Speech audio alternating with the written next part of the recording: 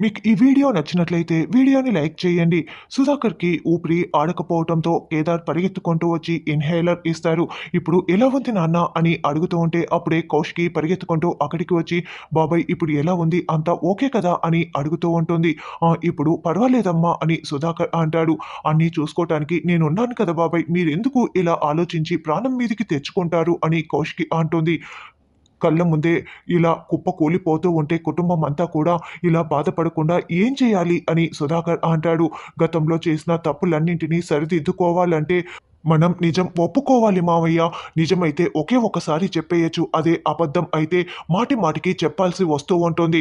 ఎదుటి వాళ్ళని నమ్మించటానికి అబద్ధాలు చెప్తూనే ఉండాలి అని ధాత్రి అంటుంది. గతంలో జరిగిన వాటిని మనం సరిదిద్దుకోవాలంటే ఇప్పుడు ముందడుగు వేయాల్సిందే అని ధాత్రి అంటుంది. గతం దాటి మీరు వర్తమానంలోకి రావాలి మామయ్య గారు. మీరు నిజం ఒప్పుకోవాలి అని ధాత్రి చెప్తుంది. నువ్వు ఎంత చెప్పినా మా బాబాయి నిజం ఒప్పుకోడు జగదాత్రి. ఎందుకంటే మా బాబాయ్ నిజం ఒప్పుకోకపోవటానికి కారణం ఈ కుటుంబం సంతోషంగా ఉండాలని. ఈ కుటుంబం సంతోషం కోసమే నిజాన్ని ఒప్పుకోవటం లేదు అని కౌశికి మనసులో అనుకుంటూ ఉంటుంది. పంతానికి పోయి సమస్యల్ని పెద్దవి చేసుకోకూడదు కదా మామయ్య గారు. అందుకే నిజం చెప్పాలి. అప్పుడే అన్నీ కూడా సరిదిద్దుకుంటాయి అని ధాత్రి చెప్తోంది. ఒక సమస్యని పరిష్కరించుకోవటం కోసం కేదార్‌ని నా కొడుకుగా అంగీకరించి ఇంకొక కొత్త సమస్యని నేను ఈ ఇంటికి తీసుకురాలేను. కేదార్‌ని నా కొడుకుగా ఎప్పటికీ అంగీకరించలేను. రేపు యువరాజ్ తిరిగి వచ్చిన తర్వాత నువ్వు కేదార్‌ని ఈ ఇంటి వారసుడిగా ఎలా అంగీకరించావు అని ప్రశ్నిస్తే నేనేం సమాధానం చెప్పాలి? వైజయంతి కూడా అదే అడిగింది కదా! యువరాజ్ తిరిగి వచ్చిన తర్వాత యువరాజ్‌కి ఏం సమాధానం చెప్తావని నన్ను నిలదీసింది కదా! కాబట్టి కేదార్‌ని ఈ ఇంటి వారసుడిగా నేను ఎప్పటికీ అంగీకరించలేనని సుధాకర్ తేల్చి చెప్పేస్తాడు. దాంతో కేదార్ చాలా బాధపడుతూ ఉంటాడు. ఎవరు ఎవరిని బాధ పెట్టకుండా ఈ సమస్యకి ఒక పరిష్కారం నా దగ్గర ఉంది వదిన. దానికి నా దగ్గర ఒక ప్లాన్ ఉంది అని ధాత్రి అంటుంది. నువ్వేం మాట్లాడుతున్నావో అర్థం కావటం లేదు. ఏంటో చెప్పు జగదాత్రి అని కౌశికి అంటుంది. సుధాకర్ మావయ్య కేదార్‌ని సొంత కొడుకుగానే అంగీకరించను అవసరం లేదు అని ధాత్రి అనడంతో ఏంటి ధాత్రి ఏం మాట్లాడుతున్నావు అని కేదార్ అంటాడు. కాబట్టి సుధాకర్ మావయ్య కేదార్‌ని దత్తత తీసుకుంటే సరిపోతుంది. సొంత కొడుకుగా అంగీకరించి సీఈఓ చేయనవసరం లేదు. దత్తత తీసుకొని కూడా కేదార్‌ని సీఈఓగా చేయొచ్చు. అప్పుడు కంటైనర్‌లన్నింటినీ, ఆస్తిని కూడా కాపాడుకోవచ్చు అని ధాత్రి చెప్తోంది. ఇప్పుడు సుధాకర్ మావయ్య సొంత కొడుకే సీఈఓ కానవసరం లేదు కదా! దత్తత తీసుకున్నా కూడా సీఈఓగా ఆ చైర్‌లో కూర్చోవచ్చు. అప్పుడు కస్టమ్స్ వాళ్ళ దగ్గర ఉన్న ఆ కంటైనర్స్ అన్నింటినీ కూడా కేదార్ సంతకాలతో వెనక్కి తీసుకురావచ్చు అని ధాత్రి చెప్తోంది. అన్ని సమస్యలకి ఒకే ఒక పరిష్కారం బాగా చెప్పావు జగదాత్రి. ఇది నాకు చాలా బాగా నచ్చింది. అవును బాబాయ్ కేదార్‌ని దత్తత తీసుకుంటే అన్ని సమస్యలకి సాల్వ్ అయిపోతాయి అని మీరేమంటారు బాబాయ్ అని కౌశికి అంటుంది. కానీ వైజయంతి, నిషి ఇందుకు అంగీకరిస్తారా? నాకైతే టెన్షన్‌గానే ఉంది అని సుధాకర్ అంటాడు. మనము ఒప్పించాలి. నేను చూసుకుంటానని కౌశికి చెప్తుంది. అన్ని సమస్యలకి ఒకే ఒక పరిష్కారంతో చాలా మంచి సలహా ఇచ్చావమ్మా. నాకు కూడా చాలా బాగా నచ్చింది నీ ఐడియా. నువ్వు చేసిన ఈ సహాయాన్ని నేను ఎప్పటికీ మర్చిపోను. గుర్తుపెట్టుకుంటాను అని సుధాకర్ ధాత్రి తల నిమురుతూ చెప్తూ ఉంటాడు. థాంక్స్ దేవుడా! ఇలాగైనా నా తమ్ముడు కేదార్‌కి ఒక దారి చూపించావు.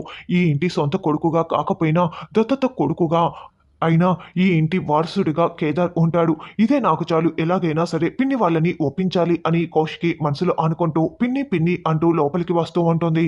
ఇంట్లో ఎవరూ లేకపోవటంతో అందరూ త్వరగా లోపలికి రండి అని కౌశికి పిలుస్తూ ఉంటుంది. గార్డెన్‌లో ఆల్రెడీ వైజయంతి, నిషి వాళ్ళు మాట్లాడుకుంటూ ఉంటారు. ఆలోచించి నిర్ణయం చెప్తామని చెప్పినా కూడా మళ్ళీ ఇలా పిలుస్తోంది ఎందుకు అని నిషి అంటూ ఉంటుంది. సరే అత్తయ్య, ఏది ఏమైనా వాళ్ళు ఏం చెప్పినా మనం దీనికి అంగీకరించొద్దు.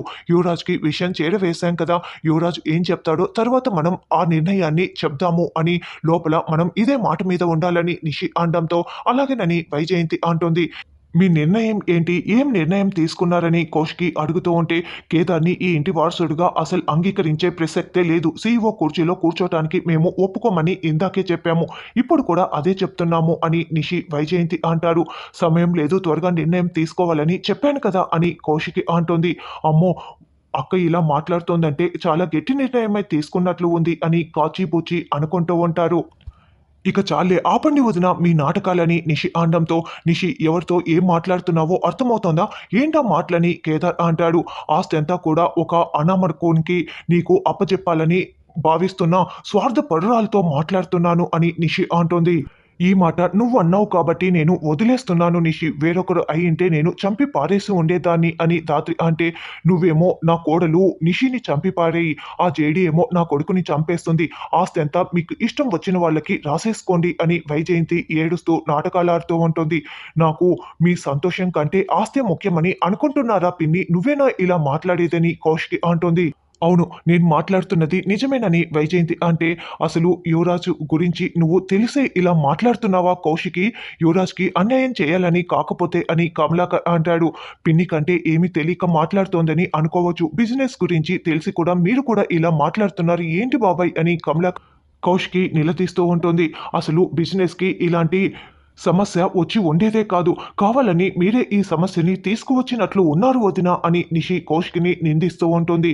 ఫ్యామిలీని కూడా కాదని మీ సంతోషం కోసమే రాత్రింబవళ్ళు కౌశికి కష్టపడి వజ్రపాటి గ్రూప్ ఆఫ్ కంపెనీస్‌ని ఈ స్థితికి తీసుకువస్తే నువ్వేనా నిషి కౌశికిని ఇలా మాట్లాడుతున్నావు అని అలాంటి తన సామ్రాజ్యాన్ని తన చేతులారా కౌశికి ఎందుకు నాశనం చేసుకుంటుంది నిషి అని సురేష్ నిలదీస్తూ ఉంటాడు.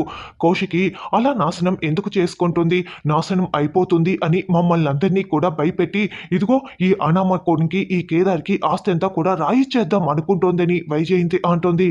ఇంక మీరు సమస్యలు సృష్టించింది చాలు. ఇక ఇంతటితో ఆపేయండి అని నిషి అరుస్తూ ఉంటే, నిషి అని సుధాకర్ గట్టిగా అరిచేస్తాడు.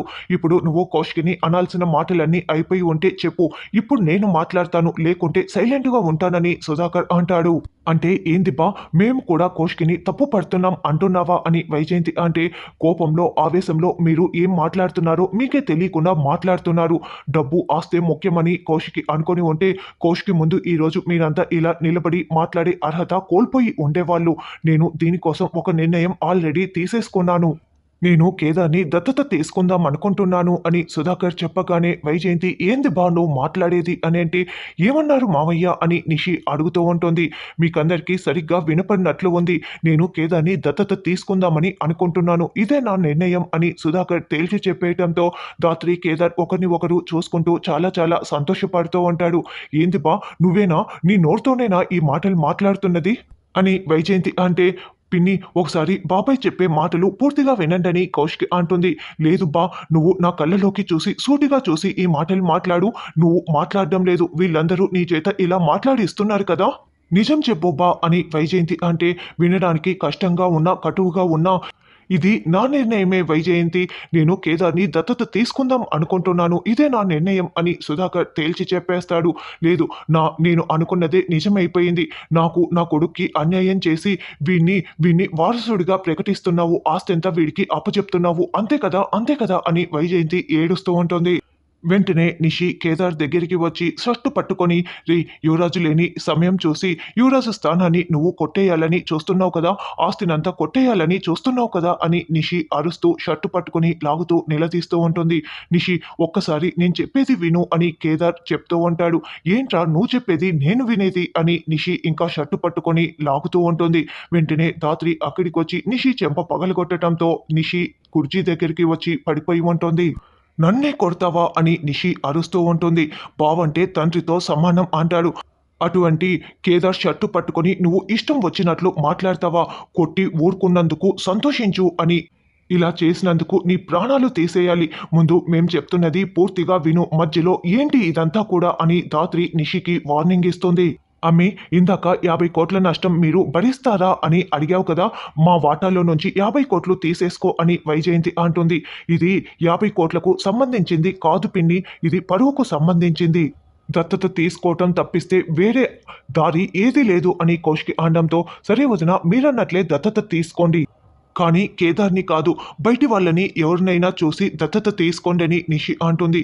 కోట్ల ఆస్తిని అప్పచెప్పటానికి బయటి వాళ్ళని ఎలా నమ్ముతాం నిషి అని కౌశికి అంటుంది. అదేంటి వదిన మరి కేదార్‌ని ఎందుకు నమ్ముతారు?